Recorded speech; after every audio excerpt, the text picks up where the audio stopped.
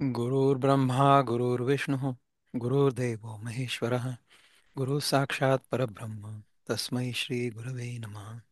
तस्मै श्री गुरवे नमः. नमस्कार. आपण आज गीतेच्या 18व्या अध्यायापर्यंत पोहोचलोय. गीतेमध्ये 18 अध्याय आहे पूर्ण. त्यापैकी एक एक एक करत आपण 17 पायऱ्या चढलो. 18वी शेवटची पायरी आहे. इथे गीतेचं सगळं पूर्णच्या पूर्ण गीतेचं सार एकाच अध्यायात आलेलं आहे. काही काही लोक म्हणतात की फक्त 18वा एकच अध्याय जरी आपण वाचला आणि शिकलो तरी पुरे. असं काही नाही. आपल्याला गीतेमध्ये आपल्याला जेव्हा जे पाहिजे असतं ना तेव्हा ते मिळू शकतं. जेव्हा केव्हा आपल्या मनात एखादा प्रश्न असेल तेव्हा गीतेचं एखादं पान उघडायचं. त्या पानावर आपलं उत्तर मिळून जाईल. आपल्याला कुठल्याही पानावर उत्तर मिळू शकतं. प्रत्येक अध्याय वेगवेगळ्या दृष्टिकोनातनं एकच सत्याकडे घेऊन जायचा प्रयत्न करतो. ते सत्य कुठलं आहे? आपणच आहे स्वतः. पण स्वतः कोण आहोत ते शिकायचं आहे. So if we can truly understand that, आणि असं विषय म्हणून समजायचं नाही आपल्याला. मी खरा कोण आहे हे शब्दांमध्ये सांगितलं नाही जाऊ शकत. सांगण्यासारखी वस्तू नाही आहे ती. त्यामुळे सांगण्यासारखं जे आहे त्यांनी ह्याच्या व्यतिरिक्त जे काही आहे ते सगळं निगेट केलं जातं. की हे ते नाही आहे, ते नाही आहे, ते नाही आहे, ते नाही, ते नाही. मग शेवटी जे उरतं ते मी आहे आणि ते सत्य आहे. तर हे सत्य आपल्याला समजून घ्यायचं आणि मग त्या सत्यामध्ये राहायचं नेहमी. त्याच्यानंतर मग जगामध्ये आपल्याला जे करायचं असेल ते आपण करत राहू. आनंदाने करू, सेवाभावाने करू, निस्वार्थीपणे करू, कर्तभाव न ठेवता करू. गीता आपल्या आचरणात दिसली पाहिजे. ती जर नाही दिसली तर गीता शिकण्याचा काय उपयोग आहे?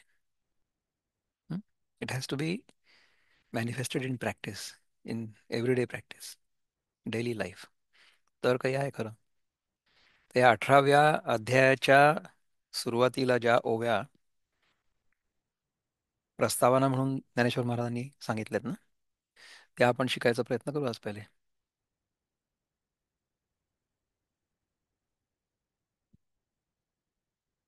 जय जय देव निर्मळ, निज जना खिल मंगळ, जन्म जरा जल दजाळ जलद जाळ प्रभंजन.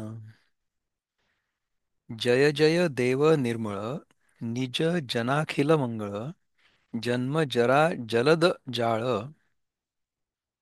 प्रभंजन. हे निष्पापा, आपल्या सेवकांचं संपूर्ण कल्याणरूप असलेल्या म्हणजे कल्याण करणाऱ्या आणि जन्म आणि म्हातारपण रूपी मेघांच्या फळीची धुळधाण करणाऱ्या वायुरूपी हे श्री गुरुदेवा तुमचा जय जयकार असो. गुरूंची स्तुती कशी केली पहा, की आपल्या सेवकांचं संपूर्ण कल्याण रूप असलेल्या म्हणजे कल्याण करणाऱ्या आणि जन्म आणि जरा जरा म्हणजे म्हातारपण अशा दोन मेघांनी आपलं समजा आकाश आच्छादित असेल म्हणजे झाकलं गेलेलं असेल तर वायू काय करेल? वायू त्यांना उडवून लावेल. म्हणजे त्यांच्या फळीची धुळदाण करणाऱ्या वायुरूपी हे श्री गुरुदेवा तुमचा जयकार असो.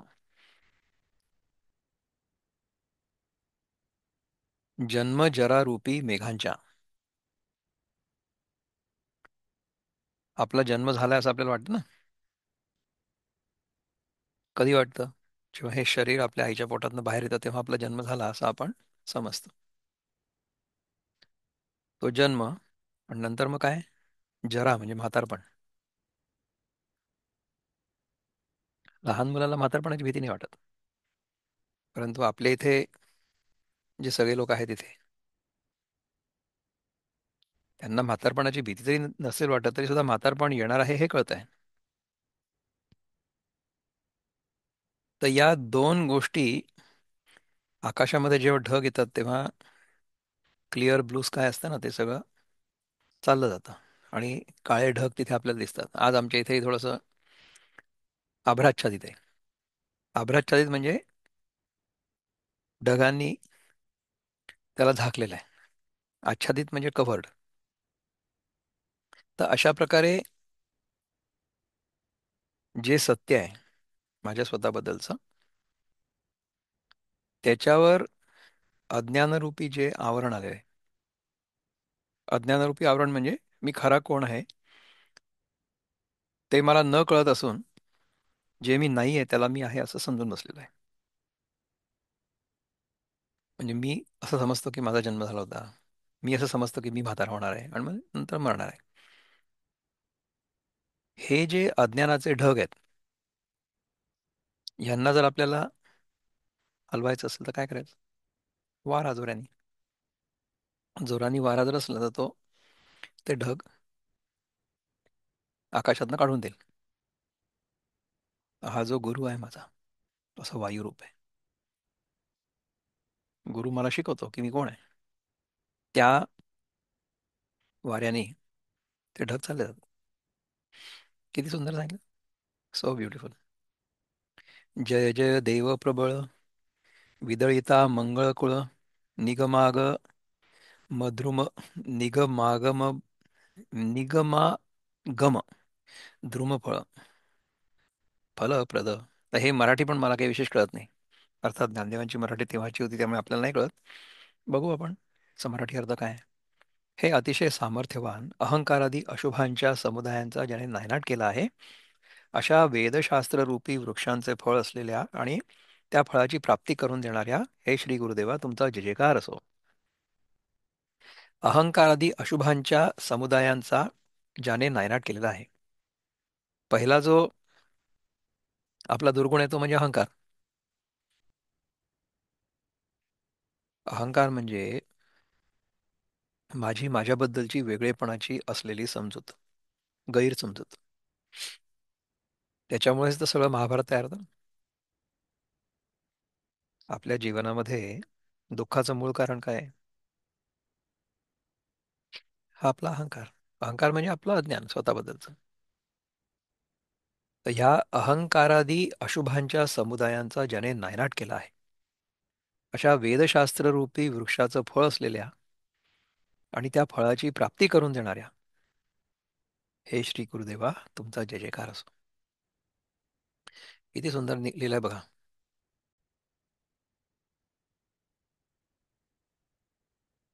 जय जय देव सकळ, विगत विषय वत्सल, कलित काळ कौतूहल कलातीत.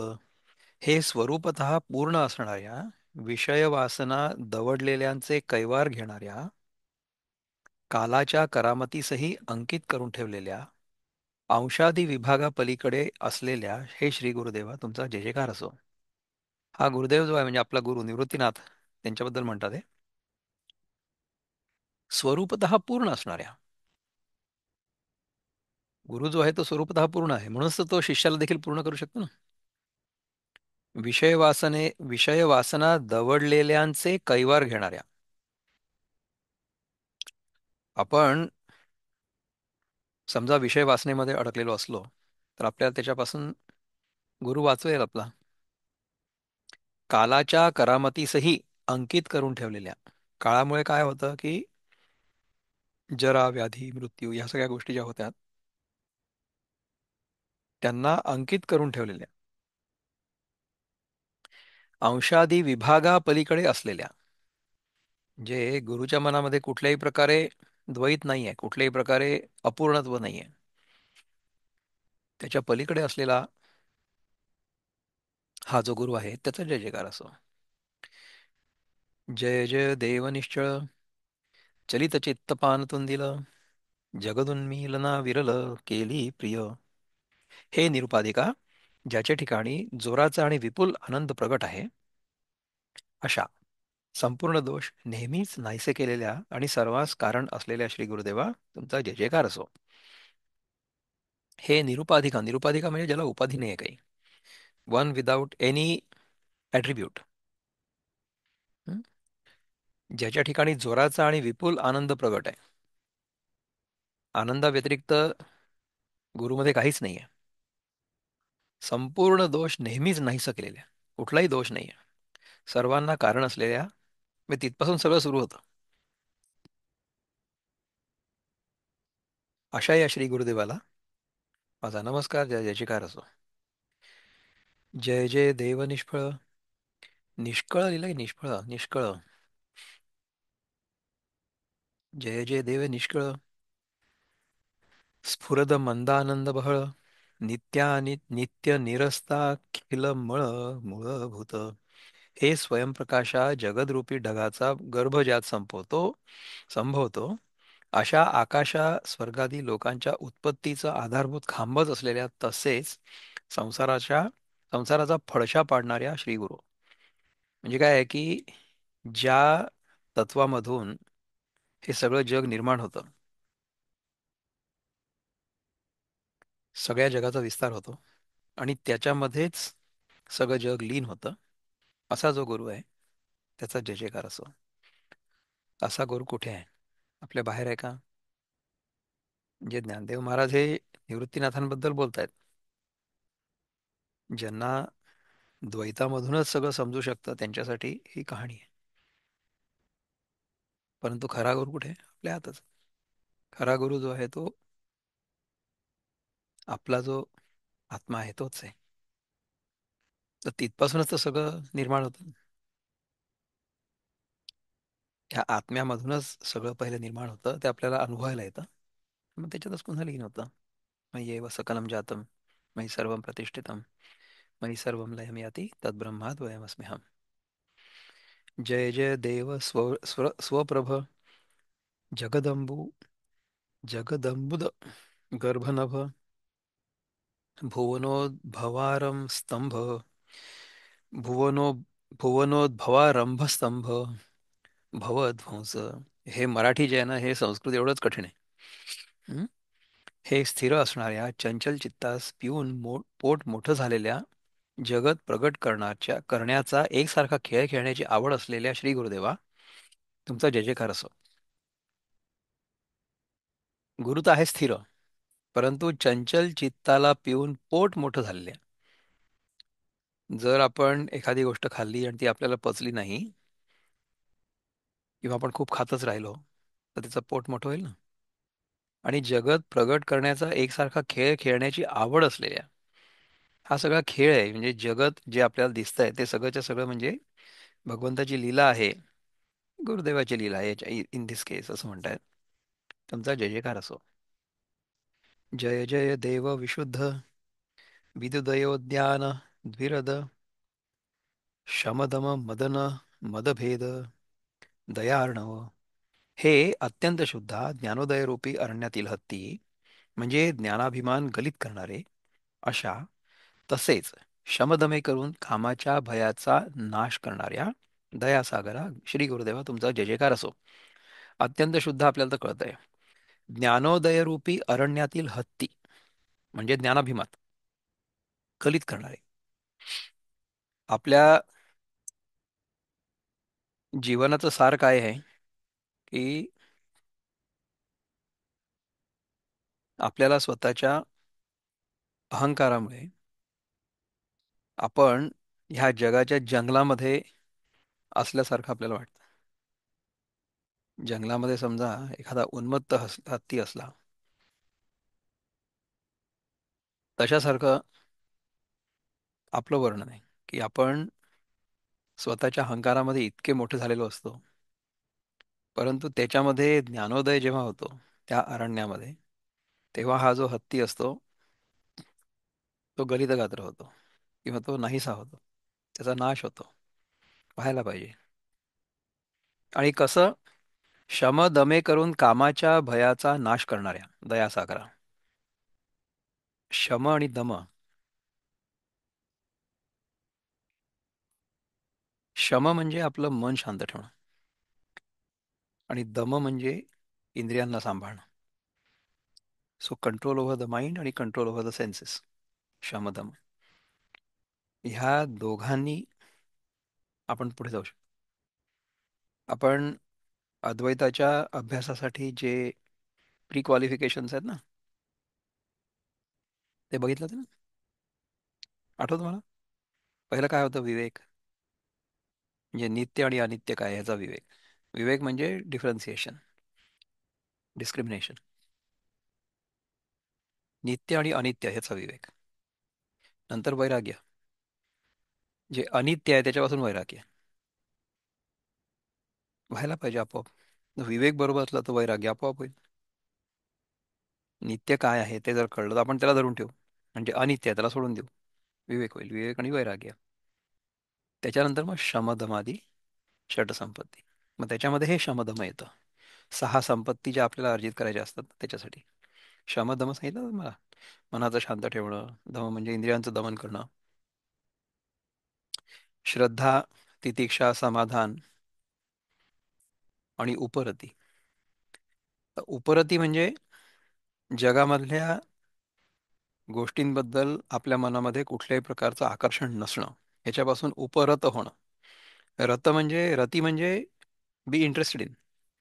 आणि उपरती म्हणजे टू राईज अबव.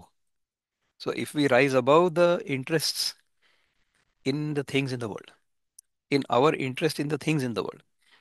आपल्याला समजा जगामधल्या गोष्टींमध्ये अजूनही रस असला तर मग आपण उपरत नाही झालोय, आपण इथेच रत आहोत. आपल्या इथं उपरत व्हायचं, उपरती. आणि तितिक्षा. तितिक्षा म्हणजे काय आहे की हे करत असताना ना कठीण प्रसंग आपल्या जीवनामध्ये येतील, नक्कीच येतील. तर त्याच्यापासून स्वतःला वाचवणं किंवा ते सहन करणं ह्याला तितिक्षा म्हणतात. फोरबेरन्स. श्रद्धा. श्रद्धा म्हणजे जे आपल्याला गीतेमध्ये सांगितलंय, आपल्या गुरूंनी सांगितलंय, ते खरं आहे. मला अनुभव जरी नसला तरी ते खरं आहे असा विश्वास, याला श्रद्धा म्हणतात. आणि मग समाधान. समाधान म्हणजे बी इक्वॅनिमस अंडर ऑल सिच्युएशन्स. तर हे सहा जे गुण आहेत ते आपल्याला आत्मसात करायचे आहेत. विवेक, वैराग्य, शमदमादी षटसंपत्ती आणि शेवटी मुमुक्षुत्व.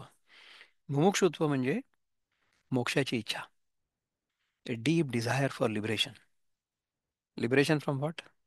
Liberation from bondage. जोपर्यंत आपल्याला असं वाटत असतं किंवा वाटत राहतं की मी बंधनात आहे, तोपर्यंत या बंधनातून सुटण्याची माझ्या मनामध्ये तीव्र इच्छा पाहिजे.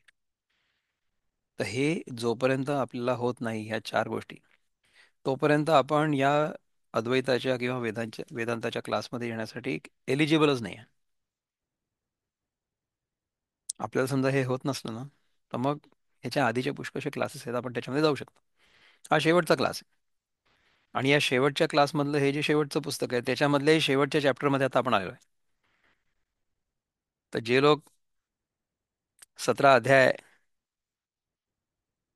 तितिक्षापूर्वक माझा ऐकतायत, 17 अध्याय ज्यांनी ऐकले त्यांचं अभिनंदन. तुम्ही इतके दिवस टिकलात माझ्यासोबत. आपल्याला ह्या सगळ्या गोष्टी शिकून आणि आत्मसात करायच्या. कारण की ह्याच्या पलीकडे किंवा हे जर खरंच कळलं ना, तर त्याच्यामध्ये ज्या प्रकारचं सुख आणि ज्या प्रकारचा आनंद आहे ते तुम्हाला बाकी कुठेच नाही मिळू शकत. असा आहे हा 18वा अध्याय. जय जय दैवैक रूप, देवैक रूप. जय जय देव एक रूप. जय जय देवैक रूप. अतिकृत कंदर्प सर्पदर्प. भक्तभाव भुवनदीप तापापह. हे विकारी अशा मदनरूपी सापाच्या घमेंडीचा धुव्वा उडवणाऱ्या, भक्तांच्या प्रेमरूपी घरातील दिवा असणाऱ्या आणि तापांचा नायनाट करणाऱ्या श्री गुरुदेवा तुमचा जय जयकार असो. म्हणजे आता जे ऍक्च्युअल मराठी लिहिलंय ज्ञानदेवांनी ते आपल्याला संस्कृत सारखं वाटतंय. आणि त्याचा जो मराठी अनुवाद आहे ना, तो देखील आपल्याला कळत नाहीये. हं? हे विकारी अशा मदनरूपी सापाच्या घमेंडीचा धुव्वा उडवणाऱ्या, मदनरूपी सापाच्या घमेंडीचा धुव्वा उडवणाऱ्या, हे विकारी अशा, ती मदन हे जे कॅरेक्टर आहे ना, ते म्हणजे काय आहे की the one who is infatuated by things of the world. जगामधल्या विषयांमध्ये जर आपण आसक्त असलो, विशेषतः पुरुषाचं जे स्त्रीमध्ये आकर्षण असतं, त्याच्यामध्ये जो आसक्त असतो त्याला मदन म्हणतात. तर असा जो मदन आहे, अशा मदनरूपी सापाच्या घमेंडीचा धुव्वा उडवणाऱ्या. तर असा मदनरूपी साप म्हणजे कोण? तो मीच. म्हणजे जो स्वतःला जे नाही आहे तो आहे असं समजतोय आणि जगामध्ये ज्या गोष्टी आहेत त्यांच्या मागे पळतोय, तो म्हणजे कोण? तो मीच, हा जीव जो ही साधना करायला बघतोय. तर त्याची जी घमेंड आहे, घमेंड म्हणजे मी किती ग्रेट, तर तिचा धुव्वा उडवणारा असा गुरुदेव. हं? आणि भक्तांच्या प्रेमरूपी घरातील दिवा असणाऱ्या आणि तापांचा नायनाट करणाऱ्या. भक्तांच्या प्रेमरूपी घरातील दिवा असणाऱ्या. तर जे भक्त आहेत त्यांच्या घरामधला जो प्रेमरूपी दिवा आहे, तो गुरु. त्याचा जय जयकार असो. आणि तापांचा नायनाट करणार म्हणजे काय की आपल्याला जे ताप होतात, तीन प्रकारचे ताप आहेत ना, आधिभौतिक, आधिदैविक, आध्यात्मिक. तर त्यांचा नायनाट करणारा असा जो गुरु आहे त्याचा जय जयकार असो. जय जय देव अद्वितीय, परिणतो परमैक प्रिय, निज जनजित भजनीय माया गम्य. हे अद्वितीय परिपक्व झालेल्या वैराग्यवानाचेच काय ते प्रेम असलेल्या, आपल्या दासांच्या स्वाधीन होऊन बसलेल्या, भजन करण्यास योग्य असलेल्या, मायेच्या ताब्यात न सापडणाऱ्या श्री गुरुदेवा तुमचा जय जयकार असो. हे अद्वितीय म्हणजे काय की ज्याला दुसरं कोणी नाहीच आहे. He is the only one, one and the only. परिपक्व झालेल्या वैराग्यवानाचेच काय ते प्रेम असलेल्या. म्हणजे गुरुचं प्रेम कोणावर आहे?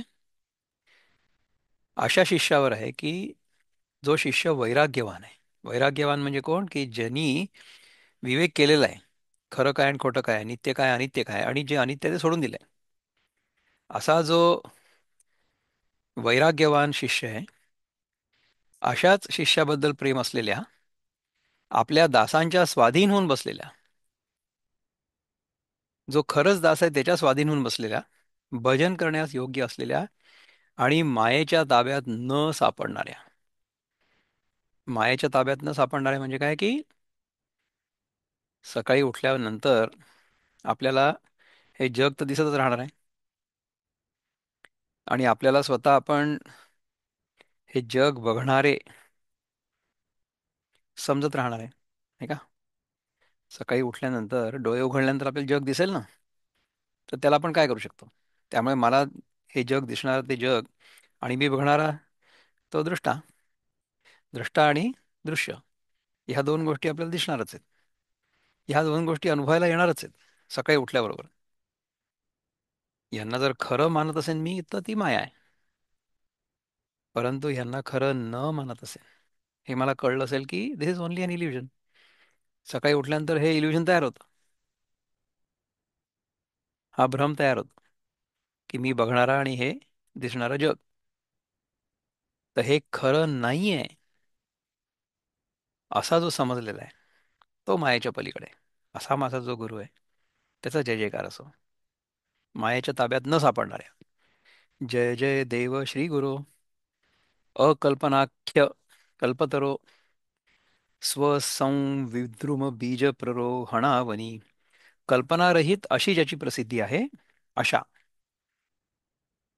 परमात्मा स्वरूपाला देणाऱ्या कल्पवृक्षा, माझं जे परमात्मा स्वरूप आहे ते मला त्याचा मला बोध करून देईल असा जो गुरु आहे, स्वस्वरूप ज्ञानरूपी वृक्षाचं बी वाढण्याची जमीन असलेल्या देवा.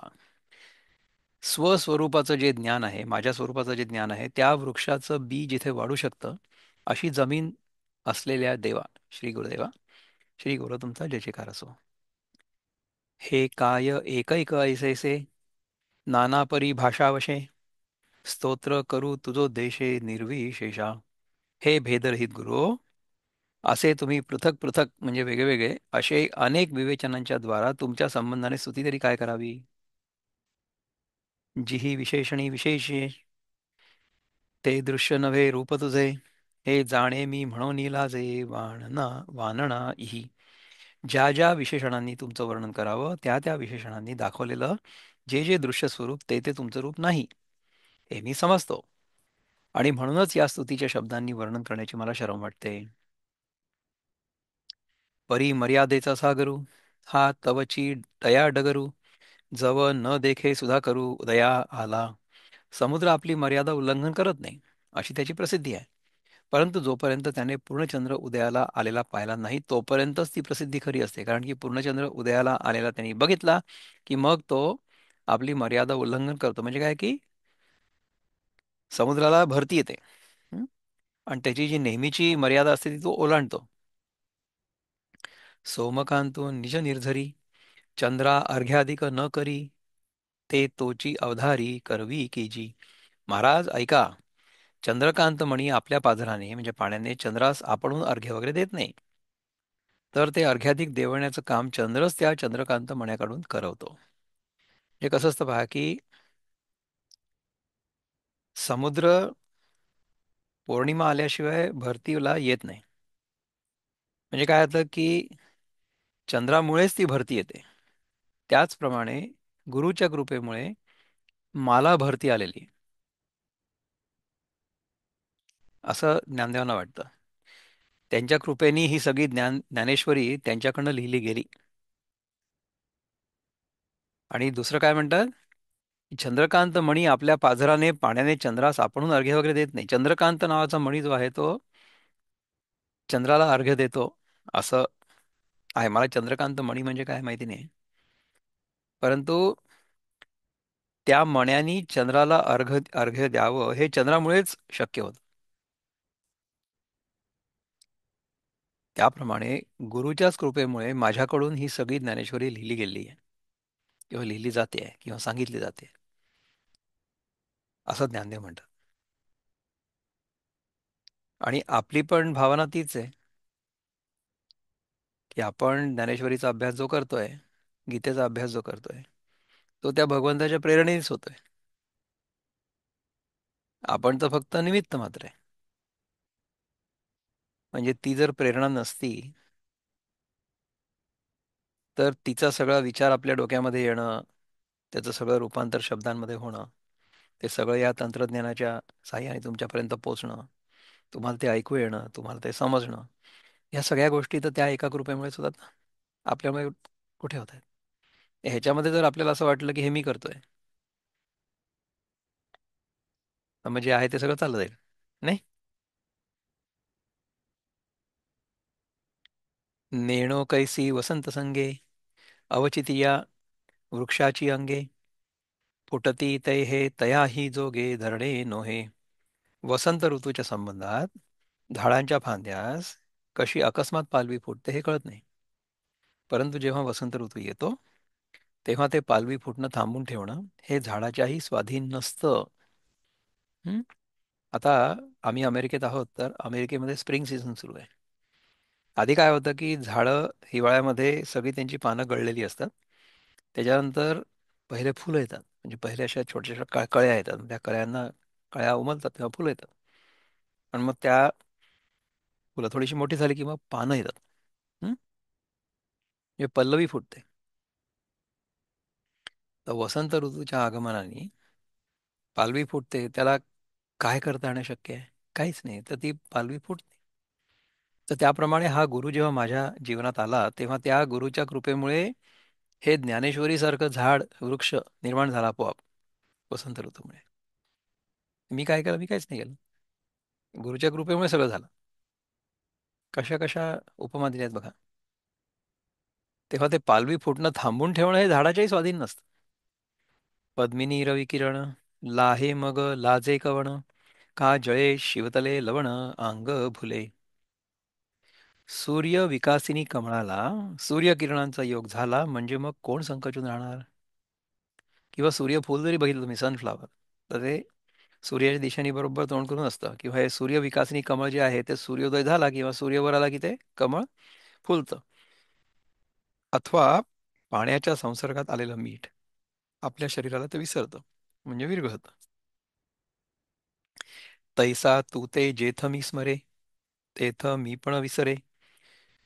मग जाकळीता ढेकरे, तृप्तू जैसा. त्याप्रमाणे मी तुझं स्मरण करतो तेव्हा मी आपला मीपणा विसरतो. मग जसा तृप्त पुरुष ढेकऱ्यानं व्यापला असता त्याला आपली ढेकर आवरून धरता येत नाही. पोट भरलं तर ढेकर तर येणारच आहे. ते आपण आवरून ठेवू शकतो का? नाही ठेवू शकत. मज तुवा जी केले तैसे, माझे मी पण दवडूनी देशे. स्तुती मिशेच मापिसे, पापिसे बांधले वाचे. महाराज, मला तुम्ही तसं केलंय. आपण माझ्या मीपणाचा नाश करून स्तुतीच्या निमित्ताने माझ्या वाचेला वेळ लावलेला आहे. ना येरवी तरी आठवी, राहोनी स्तुती जय करावी. ते गुणागुणिया धरावी सर्व भरी की. अथवा एरवी तरी मी शुद्धीवर राहून जेव्हा स्तुती करीन तेव्हा माझे हातून गुण आणि गुणातीत ह्यांची तुलना केल्यासारखं होईल. एरवी तरी मी शुद्धीवर राहून जेव्हा स्तुती करीन गुरुची तुझी, तेव्हा माझ्या हातून गुण आणि गुणातीत ह्यांची तुलना केल्यासारखं होईल. तुलना होऊच नाही शकत. गुण आणि गुणातीत यांची तुलना नाही होऊ शकत. तरी तू एक रसाचे लिंग, केवी करू गुणागुणी विभाग. मोती फोडोनी सांधिता चांग, की तैसेची भले. आणि महाराज, तुमचं स्वरूप एकरस आहे. मग तुमच्या ठिकाणी गुण आणि गुणातीत ह्यांची निवड कशी करता येईल? हे पहा, मोती अगोदर फोडून मग साधणं चांगलं, किंवा ते आहे तसंच संबंध ठेवणं चांगलं? मोत्याला जर फोडलं आपण, तर मग काहीच उपयोग नाही होणार ना. जसं आहे तसंच त्याला ठेवा आणि त्याच्याशी संबंध ठेवा. तसं आहे तसं संबंध ठेवणं चांगलं. संबंध ठेवायला पाहिजे. संबंध नाही, संबंध. आणि बाप तू माय, इही बोली ना स्तुती होय. डिंभोपाधिक आहे विटाळू तेथे. आणि तू बाप आहेस, तूच आई आहेस, अशा वर्णनाने तुझी स्तुती होत नाही. कारण की त्या प्रतिपादनात लेकरू या उपाधीचा विटाळ आहे. हम्म. तूच आई आहे, तूच बाप आहे असं म्हटलं की म्हणजे मी लेकरू आहे असं झालं ना. म्हणजे ती उपाधी मी लावली स्वतःवर. जी झालेनी पाईके आले, ते गोसावी पण केवी बोले. ऐसे उपाधी उष्टले काय वर्णू. महाराज, दुसरी एखादी व्यक्ती दास झाल्याने आलेलं परावलंबी स्वामित्व तुमच्या ठिकाणी प्रतिपादनात काय अर्थ आहे? असं सापेक्षतेच्या उपाधीने उष्ट झालेल्या मोठेपणाने तुमचं वर्णन कशाला करू? तर पुन्हा एकदा वाचतो मी याला. दुसरी एखादी व्यक्ती दास झाल्याने आलेलं परावलंबी स्वामित्व. समजा आपल्याकडे कोणी नोकर असला तर त्याचे आपण मालक झालो ना. म्हणजे काय झालं की त्या नोकराच्या असण्यामुळे आपल्यावर एक उपाधी चढली. जर नोकर असला आपल्या घरी तरच आपण त्याचे स्वामी हो ना, मालक हो. तर नोकरच नसला तर मग स्वामी कसं हो? तर आपल्यावर जी उपाधी चढते ना, ती देखील सापेक्ष आहे. जर आपण स्वतःला काहीतरी समजत असू, तर ती समजूत जी आहे ती कुठल्या तरी दुसऱ्या गोष्टीवर अवलंबून आहे, सापेक्ष आहे. It is relative to something else. So I will become a master only if I have a servant. If I don't have a servant then I cannot become the master. तर हे जे स्वामी असण्याच्या उपाधीचं जे परावलंबित्व आहे, म्हणजे it is dependent upon something else. परावलंबित्व म्हणजे the property of being dependent on something else. पर अवलंबित्व, इट्स अन ॲबस्ट्रॅक्ट नाव. परावलंबी इज अन ॲडजेक्टिव्ह. पर म्हणजे अदर, अवलंबी म्हणजे टू बी डिपेंडेंट अपॉन, है ना. सो परावलंबित्व म्हणजे the property of being dependent upon somebody else. ठीक आहे. तर असं हे परावलंबी स्वामित्व जे आहे ते तुमच्या ठिकाणी प्रतिपादनात काय अर्थ आहे? मी समजा म्हटलं की मी तुमचा दास आहे, तर म्हणजे तुम्ही स्वामी झालात. तर पण हे परावलंबी झाला ना. अशा सापेक्षतेच्या उपाधीने उष्ट झालेल्या मोठेपणाने तुमचं वर्णन कशाला करू? त्यामुळे तसं वर्णन मी नाही करणार. म्हणजे जेव्हा मी म्हणतो की मी गुरुचा दास आहे, तेव्हा गुरु स्वामी झाला. तर मी दास आहे असं मी म्हटलं, त्यामुळे माझ्या बोलण्यामुळे हे उष्ट झालं ना, उपाधी. तर त्याच्यामुळे अशा प्रकारचं परावलंबी असलेलं स्वामित्व मी तुम्हाला कशाला देऊ? म्हणून मी म्हणतच नाही असं. जरी आत्मा तू एकसरा, हेही म्हणता दातारा, तरी आतुल तू बाहेरा घापतासी. हे स्वामीन, तू अंतर्बाही एकसारखा व्यापून असणारा आत्मा आहेस असंही म्हटलं असता. आत असणारा जो तू त्या तुला बाहेर घालवला असं होईल. आत आणि बाहेर असं दोन जागी वेगळा आत्मा आहे का? आत्मा आत जेवढा आहे तेवढाच बाहेरही आहे. त्यामुळे त्याला आत बाहेर करण्यात काही अर्थच नाहीये. म्हणून सत्याची तुझ लागी, स्तुती न देखो जी जगी, मौना वाचुनी लेणे अंगी सुसी नामा. म्हणून महाराज, आपण जसे खरोखर आहात तशा आपल्या खऱ्या स्वरूपा योग्य स्तुती करता लागणारी विशेषणे जगामध्ये मला दिसत नाहीत. I cannot really praise you way you really are. कारण की मौना वाचून दुसरा दागिना आपण अंगावर घालत नाही, याचं वर्णन करू शकत नाही. त्यामुळे मौनासारखाच दागिना अंगावर घालायला पाहिजे. मौना वाचून दुसरा दागिना आपण अंगावर घालणार नाही. स्तुती काही न बोलणे, पूजा काही न करणे, सन्निधी काही न होणे तुझ्या ठाई. तुमच्या संबंधाने काही न बोलणं ही स्तुती होय, कारण काही न करणं ही पूजा होय, आणि साधकाने आपण जीव आणि शिव अथवा ब्रह्म यापैकी कोणाचाच अभिमान न घेणं हीच तुमची जवळीक होय. आपण स्वतःवर काही उपाधी घ्यायचीच नाही.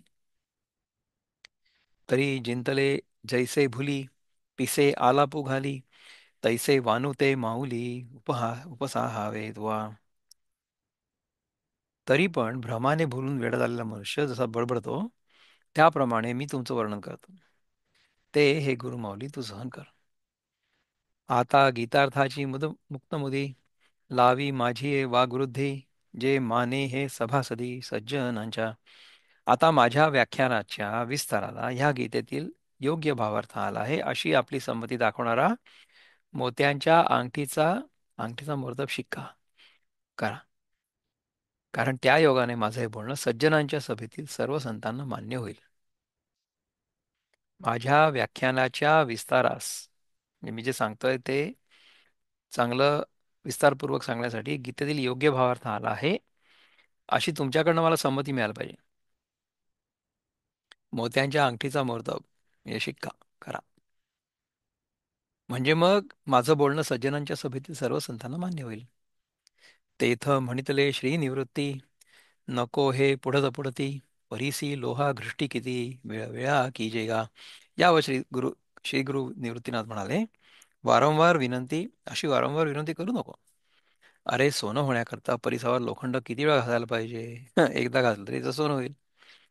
Don't keep unnecessarily rubbing the परीस, द स्टोन आहे, अगेन्स्ट द आयरन. एवढा एकदा घासलं तरी पुरे. तव विनवी ज्ञानदेवो, म्हणे हो काजी पसावो, तरी अवधान देतू देवो ग्रंथा आता. तेव्हा ज्ञानदेव विनंती करून म्हणतात, महाराज आपली आज्ञा, हा आपला प्रसादच आहे. तर आता आपण व्याख्यानाकडे लक्ष द्यावं. जी गीता रत्नप्रासादाचा, कळसू अर्थचिंतामणीचा, सर्व गीता दर्शनाचा पाढा उजो. ह्या ओवीपासून 49व्या ओवी अखेर 18व्या अध्यायाचं महत्त्व सांगतात महाराज. असं म्हणतात आहे ज्ञानेश्वर महाराज. महाराज, गीतारूपी रत्नमंदिराचा हा जो 18वा अध्याय आहे, तो अर्थरूपी चिंतामणीचा बनवलेला कळस आहे. आणि सर्व गीतेचं दर्शन घडवणारा 18वा अध्याय हा वाटाड्या आहे. एवढं जे आपण 17 अध्यायांचं मंदिर बांधलं, त्याचा आता हा 18वा अध्याय म्हणजे कळस आहे.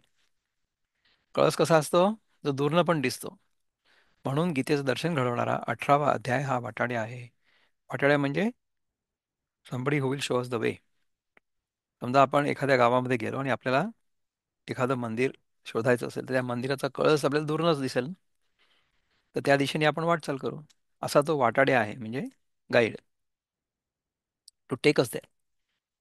गीतेचा 18वा अध्याय या 17व्या अध्यायांचं कळस आहे. गीतेचं पूर्ण मंदिर बांधलं, त्याच्यामध्ये 17 अध्याय पहिले बांधले, नंतर मग 18वा अध्याय आता बांधायचा आहे. So that is like the pinnacle. That pinnacle you can see from anywhere. That will guide you to that. असा जो 18वा अध्याय आहे त्याचं आता वर्णन करतात ज्ञानदेव महाराज. त्याची महत्ता सांगतात. लोकी तरी आथी ऐसे, जे दुरुनी कळसू दिसे, आणि भेटीची हातवसे देवतेची तिये. लोकात तरी अशी समजूत आहे की दुरूनच देवळाचा कळस दिसल्याबरोबर त्या देवळातील देवतेची भेटच म्हणजे दर्शनच हस्तगत झाली असं होतं. तैसेची येथही आहे, जे एकेची येणे अध्याये, आघवाची दृष्ट होये गीता गमोहा. इथेही म्हणजे 18व्या अध्यायाच्या बाबतीतही असंच आहे. कारण की या एकाच अध्यायाने सर्व गीताशास्त्र पाहिलं असं होतं.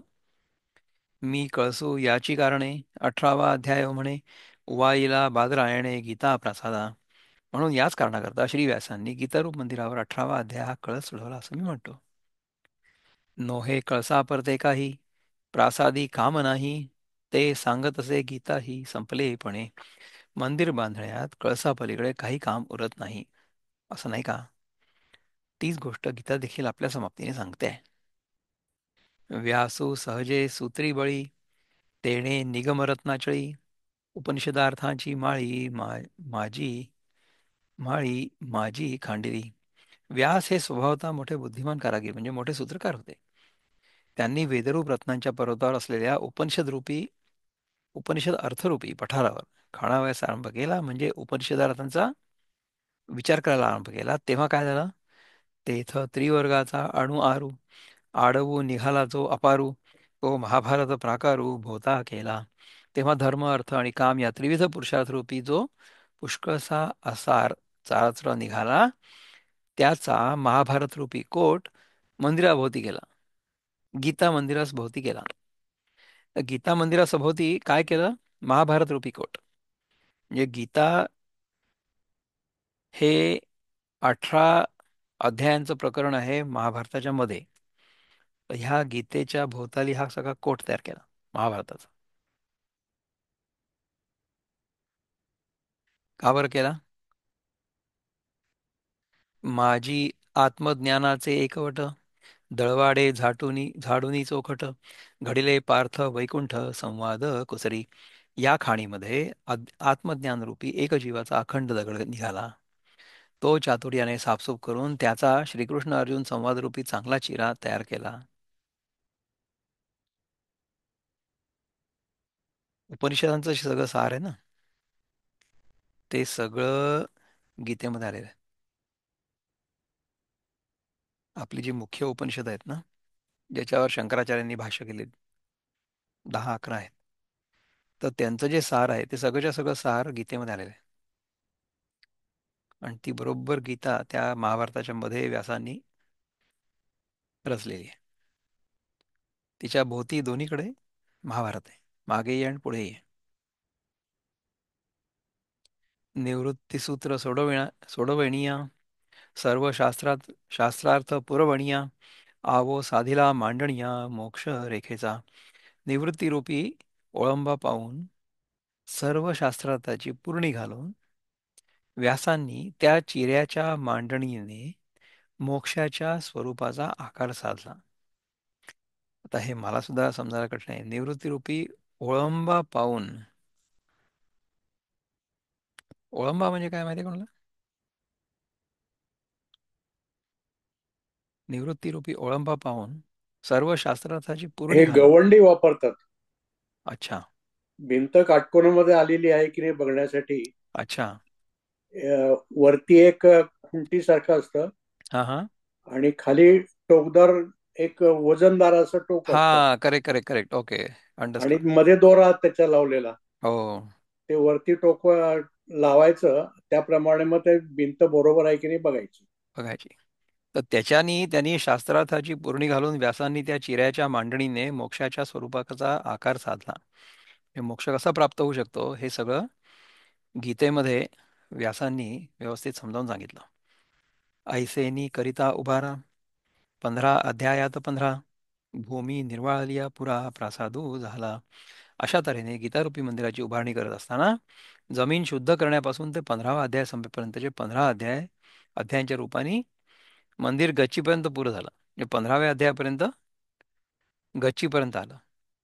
उपरी 16वा अध्याय, तो ग्रीवघंटेचा आवो, सप्तदशू तोची ठावो पडघाणये. वरती 16वा अध्याय आणि गळ्यावरील डेऱ्याचा आकार होय. आणि 17वा अध्याय तोच कळसाच्या बैठकीचा ओटा होय.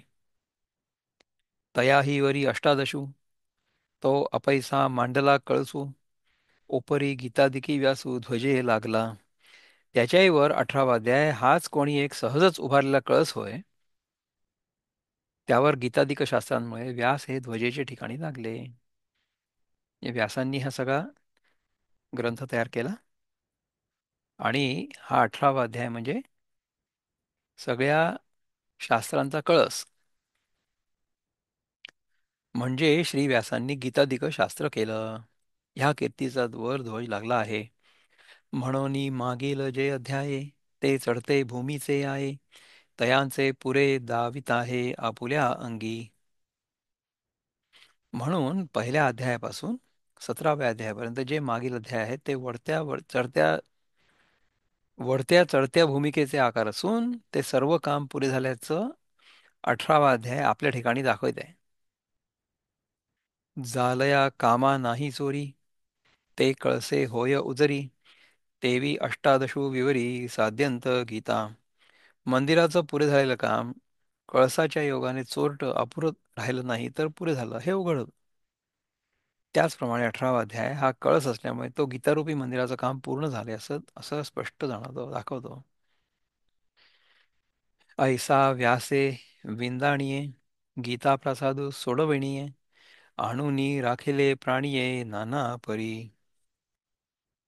ह्याप्रमाणे कारागीर व्यासांनी गीतारूपी मंदिर मोक्षाकरता तयार करून प्राण्यांचं नाना प्रकारांनी रक्षण केलं. एक प्रदक्षिणा जया जपाचिया बाहेरोनी करीती यया एक ते श्रवणमिषे छाया सेविती ययाची.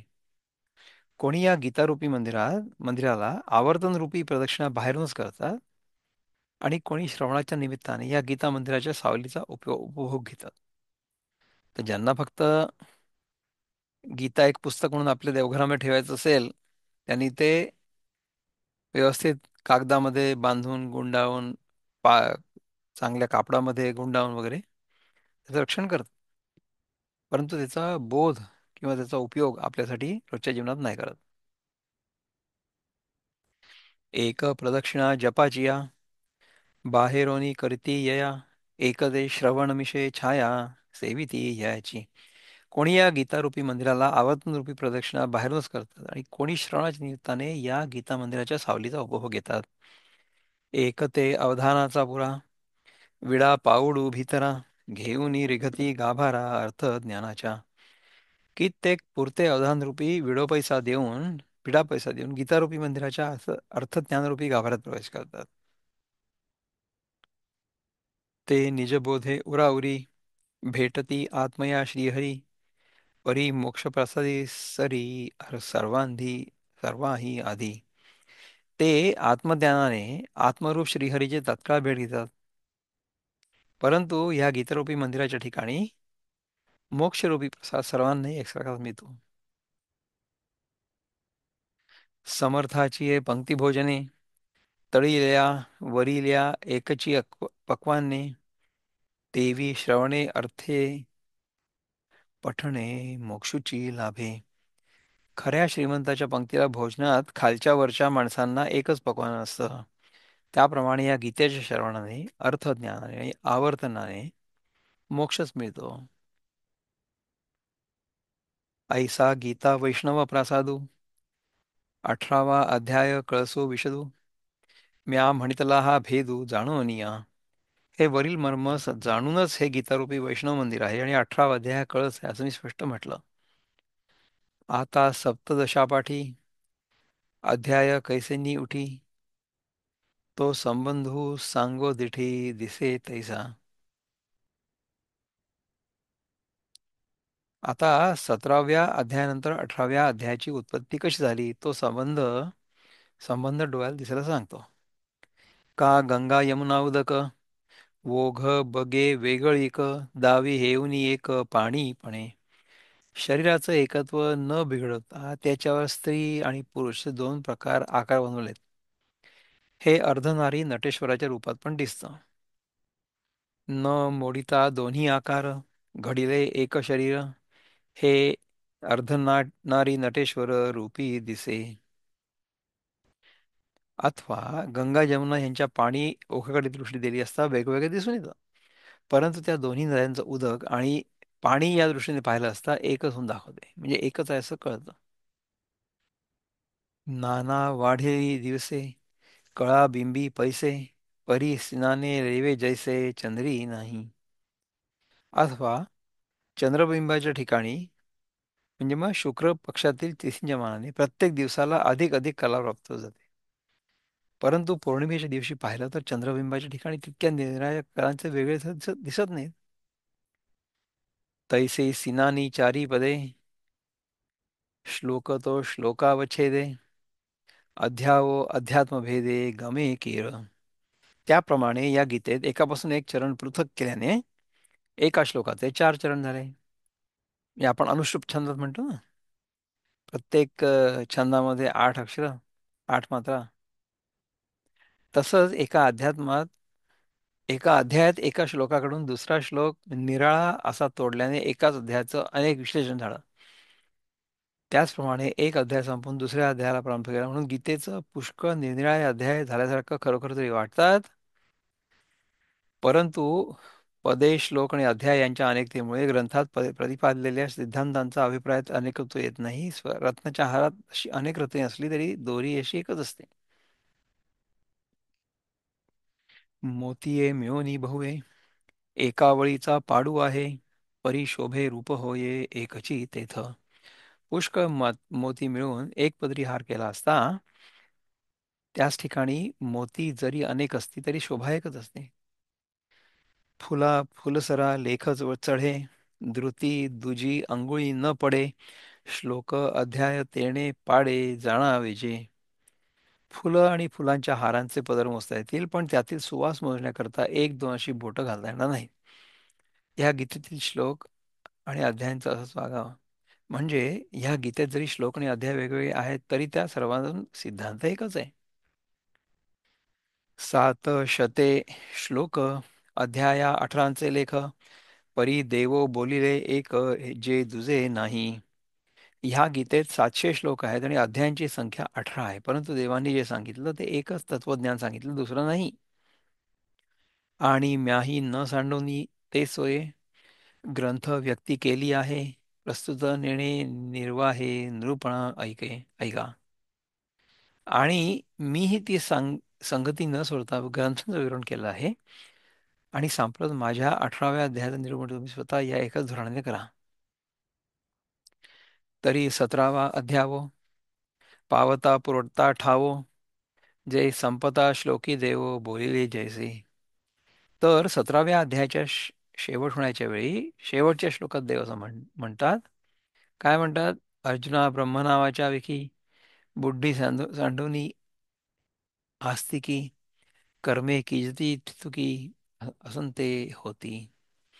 अर्जुन ब्रह्मनाम्याच्या विषयी बुद्धी सांडून आसक्ती बुद्धी साडून कर्मे कीजती ती चुकी, मिनिमाइज युअर लाईफ, असंच होईल.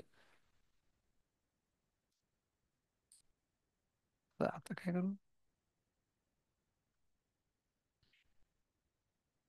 ज्या पलीकडे तसे लोक घेतात ना पण आता कुठपर्यंत आला आपण?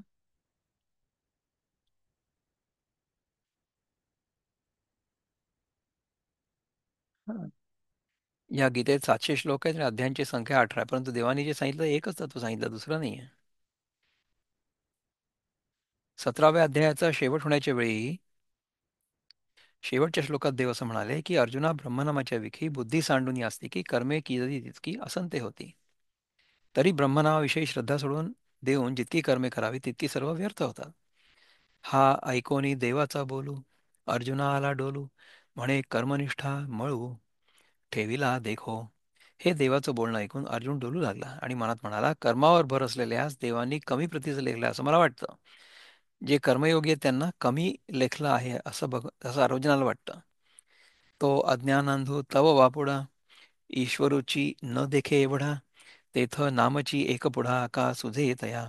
अज्ञानाने आंधळा झालेला तो दीन आणि कर्मठ वर्ग जर एवढ्या सर्व व्यापक ईश्वराला पाहत नाही तर अशा स्थितीत त्या कर्मठ वर्गाला प्रथम त्याचं ईश्वराचं एक नाव आणि त्यावर अवलंबून असलेल्या पुढच्या श्रद्धाधिक गोष्टी कशा मिळणार. आणि रजतमे दोन्ही गेलिया वीण श्रद्धासानी ते का लागे अभिधानी ब्रह्माची ये. आणि मनुष्याच्या अंतःकरणातून रजोगुण आणि तमोगुण हे नाहीसे झाल्याशिवाय जी श्रद्धा असते ती अगदीच कमी प्रतीची असते. ती ब्रह्मनावाच्या ठिकाणी कशी उजाडेल, कशी जडेल. मग कोता खेव देणे, वार्तेवरील धावणे, सांडी पडे न खेळणे, सांडी पडे खेळणे नागी येणीचे. ते ब्रह्मनामाच्या श्रद्धेशिवाय कर्म करणं हे कसं घातक असतं ते अर्जुन सांगतो. मग शास्त्राच्या अग्राला आलिंगन देणं, दोरीवर धावणं अथवा नागिणीबरोबर खेळणं हे या गोष्टी देखील त्या श्रद्धाविरहित कर्मापुढे घातकपणाच्या बाबतीत हार खातील. असं नाहीये का, असं अर्जुन विचारतोय. तर ज्ञानेश्वर महाराज म्हणतात की तैसे कर्मे दुवाडे, तया जन्मांतरीची कडे, दुर्मिळावे एवढे कर्मा माझी. ब्रह्मनामाविषयी श्रद्धेशिवाय कर्म कशी घातक आहेत, शिवाय त्या कर्माची प्रवृत्ती दुसरे जन्म देण्याकडे असते, असे एवढे सर्व कुयोग कर्मात असतात. ना विपाये हे उजू होये, तरी ज्ञानाची योग्यता आहे, येरवी येणेची जाये निरयालया. अथवा हे कर्म जर चुकून सांग झालं तर ते कर्म करणाऱ्याला ज्ञानाचीच योग्यता प्राप्त होते, आणि कर्म नीट नाही झालं तर या कर्मानेच तो कर्म करणारा नरकाच्या घरात जातो. हं? कर्मी हा ठायवरी, आहाती बहुवा अवसरी, आता कर्मठा कैवारी मोक्षाची हे. कर्मामध्ये इतक्या पुष्कळ अडचणी आहेत, असं जर आहे तर कर्मठाला मोक्षाकडे जाणं कुठून घडणार. तरी फिटो कर्माचा पांगू, की जो अवघाची त्यागू, आदरी जो अव्यंगू संन्यास उघा. तर आता कर्माचं हे दारिद्र्य नाहीच हो, आणि सर्व कर्मांचा त्याग केला जावा, आणि त्या दोषरहित संन्यासाचा स्वीकार केला जावा. कर्मबाधेची कही, जेथ भयाची गोठी नाही, ते आत्मज्ञान जिही स्वाधीन होय. जिथे कर्मबाधेच्या म्हणजे जन्म मरणाच्या भयाचं मुळीच नाव देखील नसतं, असं आत्मज्ञान ज्या योगाने स्वाधीन होईल. ज्ञानाचे आवाहन मंत्र, जे ज्ञान पिकते सुक्षेत्र, ज्ञान आकर्षिते सूत्र तंतू जे खा. ते ज्ञानाला बोलवणारे मंत्र आहेत, जे ज्ञान पिकवणारे चांगलं शेत आहेत, आणि जे ज्ञानाला आकर्षण करणारे सुताचे दोर आहेत. ते दोन्ही संन्यास त्याग, अनुष्ठोनी सुटे जग, तरी हेची आता चांग व्यक्त पुसो. असे जे दोन संन्यास आणि त्याग या दोघांचं आचरण करून जग कर्माच्या बंधनातून सुटावं म्हणून आता त्याग आणि संन्यास ह्याविषयी देवास चांगलं स्पष्ट विचारू. असा अर्जुनाच्या डोक्यात विचार आला की संन्यास आणि त्याग ह्या दोन गोष्टी स्पष्टपणे तुम्हाला सांग. ऐसे म्हणून पार्थ, त्याग संन्यास व्यवस्थे, रूप होवा वया जेथे प्रश्न केला. असे अर्जुनाने मनात म्हणून त्याग आणि संन्यास यांचं ज्ञान पृथक्त्वाने म्हणजे वेगवेगळं करून आणि चांगलं स्पष्ट करण्याकरता जेव्हा त्याने प्रश्न केला, तेथ प्रत्युत्तरे बोली श्रीकृष्णे जे चावळली, तया व्यक्ती झाली अष्टादशा. तेव्हा त्या प्रश्नाला उत्तर देण्याकरता म्हणून श्रीकृष्णाने जे भाषण केलं त्यात 18वा अध्याय प्रगट झाला. एवं जन्य जनक भावे, अध्याया ते प्रसवे, आता ऐका बरवे पुसले जे. ह्याप्रमाणे एक उत्पन्न करणारा आणि त्यापासून दुसरा उत्पन्न होणारा, ह्या नात्याने एका अध्यायापासून दुसरा अध्याय उत्पन्न झाला. आता अर्जुनाने जे विचारलं इथे ते चांगलं आहे का. तरी पंडुकुमरे तेणे, देवाचे सरते बोलणे, जाणोनी अंतःकरणे काणी घेतली. तरी त्या पांडुराजाच्या मुलाने म्हणजे अर्जुनाने देवाचं बोलणं 17व्या अध्यायात संपलेलं पाहिलं आणि मनात खिन्न झाला. एरवी तत्वविषयी भला, तो निश्चितू असे कीर जाहला, परी देवो राहे उगला ते सहावेना. वास्तविक विचार करून पाहिलं तर त्याच्या म्हणजे आत्मज्ञानाच्या सिद्धांताविषयी खरोखर ठाम निश्चय झाला होता. परंतु आता देव स्वस्थ बसतील हे त्याला सहन होईना, म्हणून आणखीन एक प्रश्न विचारला. हं? वत्स धालया ही वरी, धेनू न वचावी दुरी, अनन्य प्रीतीची परी ऐसी आहे. वासरू तृप्त झाल्यावर देखील गाय आपल्यापासून दूर जाऊ नये असं त्या वासराला वाटतं. एकनिष्ठ प्रीतीचा असाच प्रकार आहे. तेणे काजे विणही बोलावे, ते देखील तरी पहावे. भोगिता चाड दुणावे, पढियंत्या ठाई. त्या प्रेमाच्या योगाने आपल्या आवडत्याशी काही कारण नसतानाही बोलावेसे वाटते, आणि ते एकदा पाहिलेले असले तरी पुन्हा डोळे भरून पाहावेसे वाटते. आवडता विषय एकदा उपभोगला तरी त्याच्या उपभोगाविषयी इच्छा त्या भोगाने दुपटीने वाढतच जाते. जरी आपल्याला एखादी गोष्ट आवडली असली तर तिला सोडायचं असं वाटत नाही आपल्याला. त्याचप्रमाणे अर्जुनाला असं वाटतं की कृष्णाला आपण सोडू नये, आणखीन काहीतरी विचारावं. ऐसी प्रेमाची हे जाती, आणि पार्थ तव तेची मूर्ती, म्हणून करू लाहे खंती उगेपणाची. प्रेमाचा हा प्रकार असा आहे, आणि अर्जुन तर प्रेमाचीच मूर्ती आहे, म्हणून देवाचं स्तब्ध बसणं त्याच्या मनाला बरं वाटेना. आणि संवादाचे निमिषे जे अव्यवहारी वस्तू असे, ते भोगीजे की जैसे आरिसा रूप. आणि एरवी न दिसणारं आपलं रूप आशात पाहता येतं, त्याप्रमाणे देणं घेणं बोलणं ऐकणं वगैरे व्यवहार जिच्या संबंधाने होत नाहीत, ती ब्रह्मवस्तू प्रश्नोत्तरांच्या निमित्ताने अनुभवता येते. म्हणजे एरवी आपल्याला ते कळणार नाही काय आहे ते, परंतु या प्रश्नोत्तराच्या निमित्ताने अनुभवता येईल. मग संवाद तोरी पारुखे, तरी भोगिता भोगणे धोके, हे का साहवैल सुखे लाचावले. मग तो संवाद जर बंद पडला तर ब्रह्मवस्तूच्या आनंदाचा अनुभव घेत असताना ते अनुभव घेणं मध्येच बंद पडेल. तेव्हा मग आत्मसुखाच्या भोगाला चटावलेल्या अर्जुनाला हे आत्मवस्तूचं भोगणं बंद पडणं कसं सहन होईल?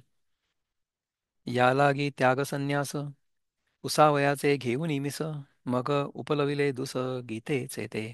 याकरता त्याग आणि संन्यास विचारण्याच्या निमित्ताने ते गीतारूपी वस्त्र अर्जुनाने पुन्हा उलगडवायला लावलं.